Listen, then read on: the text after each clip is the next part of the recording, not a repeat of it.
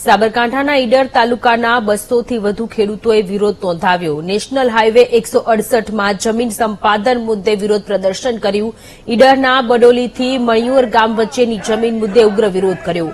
170 hectare જમીનના 370 ખેડૂતોએ સંપાદનને લઈને વિરોધ કર્યો। નેશનલ હાઈવે પર આવતા 8 ગામના ખેડૂતોનો વિરોધ। સંપાદિત જમીનમાં પિયતના 10 કુવાઓ અને 25 બોર પણ જવાથી ખેડૂતો માટે મુશ્કેલી।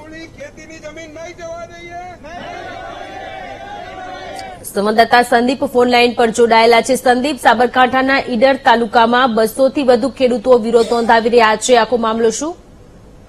સાબરકાંઠા જિલ્લાના ઈડર તાલુકાના ખેડૂતો 8 ગામના જે ખેડૂતો છે તેને ભારે વિરોધ દર્શાવ્યો હતો।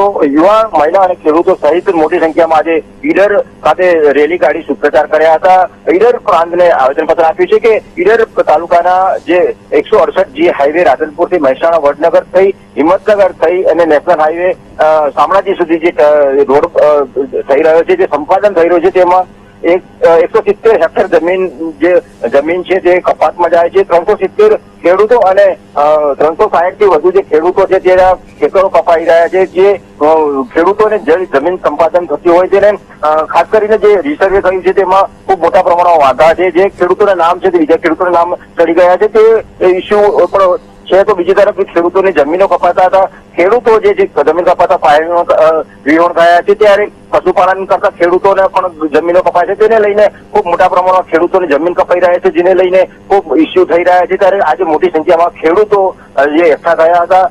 8 ગામના ખેડૂતો એટલે કે 200 થી વધુ ખેડૂતો આજે ઉગ્ર રજૂઆત કરી છે, ઉગ્ર સૂત્રોચ્ચાર કર્યા છે ને આવનાર સમયમાં જો આ નેશનલ હાઈવે જે સંપાદન જમીન નહીં રોકવામાં આવે તો ધરણાની પ્રદર્શન કરવાની પણ ચીમકી આપી છે અને ગાંધી ચિઠ્ઠી માગે પણ આંદોલનની ચીમકી ઉચ્ચારી છે। જી સંદીપ, આભાર તમામ વિગતો માટે।